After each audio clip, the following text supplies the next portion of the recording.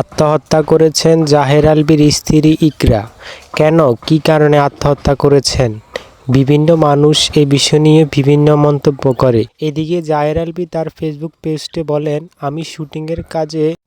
আবার অনেকে তো বলাবলি করেন জাহের আলভীর নাকি অন্য কারো সাথে পরকীয়ার সম্পর্ক ছিল। তো জাহের আলভী এখনও এই বিষয়ে কোনো সিদ্ধান্ত দেননি এবং জাহের আলভীর স্ত্রী এবং তার পরিবার এভাবে ধ্বংস হয়ে যাওয়া, এটা আসলেই খুবই দুঃখজনক। জাহের আলভীর বউকে ইতিমধ্যে পোস্টমর্টম শেষ করে তাকে দাফনের জন্য তার নিজ বাড়িতে ময়মনসিংহে নিয়ে যাওয়া হচ্ছে। তো এই বিষয় নিয়ে অনেকে অনেক রকম মন্তব্য করলেও জাহের আলভী এই বিষয় নিয়ে এখনও মিডিয়ার সামনে কিছু বলেন নাই। তো জাহের আলভী নিজেই বলেছেন উনি খুব শীঘ্রই মিডিয়ার সামনে এই বিষয়ে মুখ খুলবেন। তো দেখা যাক এই আত্মহত্যার পেছনে কী কারণেই করেছে।